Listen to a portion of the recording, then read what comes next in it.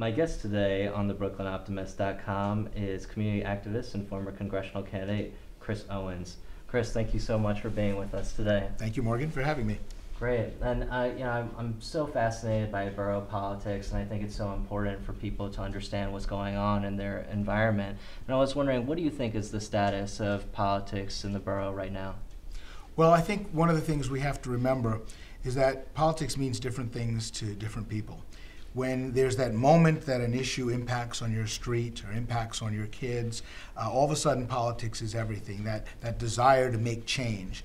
If it's something that people are arguing about, which is a little more removed, then politics is just what other people are engaging in. And I think that the problem we have in Brooklyn is that not enough folks realize that everything we do is political, and therefore every activity that takes place in this borough is political and requires some sort of political activity or response. So my answer to the question is, the state of politics in Brooklyn is pretty weak.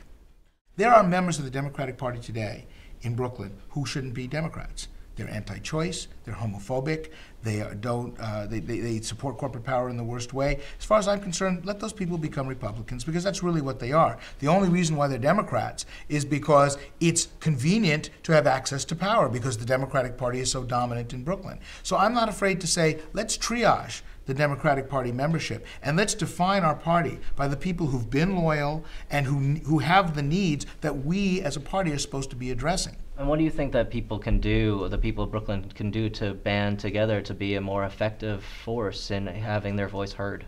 Well, one of my projects is the creation of an organization called New Brooklyn Leadership, which will essentially be an association of progressive-minded organizations, not exclusively Democratic Party organizations either. I'm not opposed to folks who are either not affiliated with parties or who are affiliated with other parties becoming involved with their groups, if we all share the same issue agenda, and sometimes we do. I've been nominated to become the next president of CBID, Central Brooklyn Independent Democrats, which is primarily based in the Park Slope Prospect Heights area, but which has membership in Windsor Terrace as well and other areas. And one of my goals as the next president, should I be elected, is to make sure that we have built the kind of infrastructure, online and not online, that is going to reach people and help them understand what's going on and keep them engaged in an active way. We're seeing it now in the presidential race. Barack Obama is doing incredible things. Hillary Clinton's doing incredible things. John Edwards is doing incredible things. People are fired up. Now we've got to take that energy after the presidential election, turn it into the 2009 municipal elections, and make a difference. Is there anyone that you can think of who really excites you as a possible force for change in Brooklyn? Well, I think in the 2009 council elections, when we talk about Brooklyn, there are going to be a whole lot of people running in different districts. In the district that includes part of Park Slope and Carroll Gardens, part of Windsor Terrace and Borough Park, the 39th council district, currently represented by Bill de Blasio, there are a number of candidates who have declared. My personal choice is somebody who's been the leader of CBID for the past 2 years, who's been active in DFNYC, the post-Dean organization, and who's basically out there for all the right issues, and that's Josh Scaler, and I'm supporting him wholeheartedly. But I also know that there are other candidates out there, so there's going to be, Scaler has to prove himself, and other folks have to prove themselves. But I have my candidate. In the 33rd district, which is currently represented by David Yaski, there is a host of folks who say they're going to run, and I personally have not made any decision about who I'm going to support there. It's a little more complicated situation for me for a lot of different reasons. We've touched upon it a couple of times, your unsuccessful bid for your father's seat to replace him. How do you think that your father's successor, Yvette Clarke, has done in the 11th Congressional District? Well, overall, I've reserved comment on Yvette because she's in her first term, not even finished yet with her first year, well, just finishing her first year at this point. And so I've tried not to make it a situation where, I play critic too early, because I think that everybody deserves the opportunity to, get started and be treated fairly.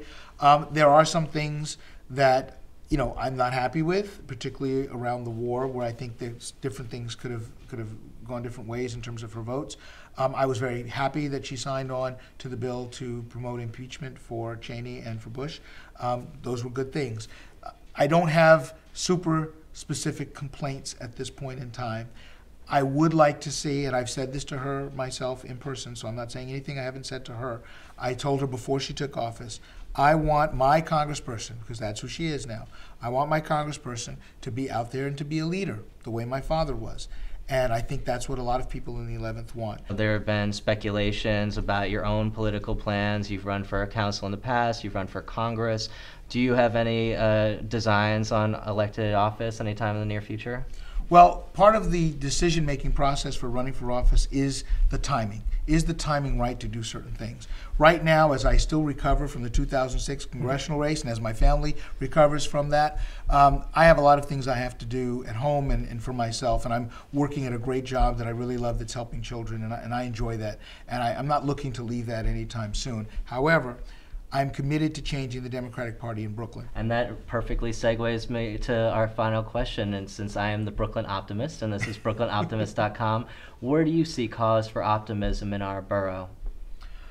I see cause for optimism, ironically, in some of the reaction to what's going on. I think the Atlantic Yards project has heightened the sensitivity of everybody in this borough to the development issue. Not just to development, but to the abuse of eminent domain and to the affordable housing issue and how much it's important to have housing that's affordable, but to have communities that are livable.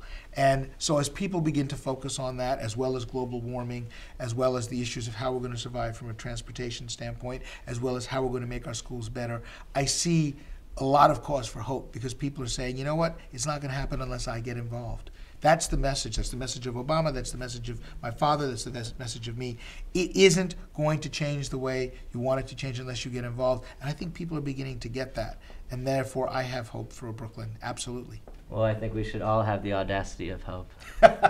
Thank you very much, Chris. Thank you, Morgan. It's a great pleasure. Pleasure.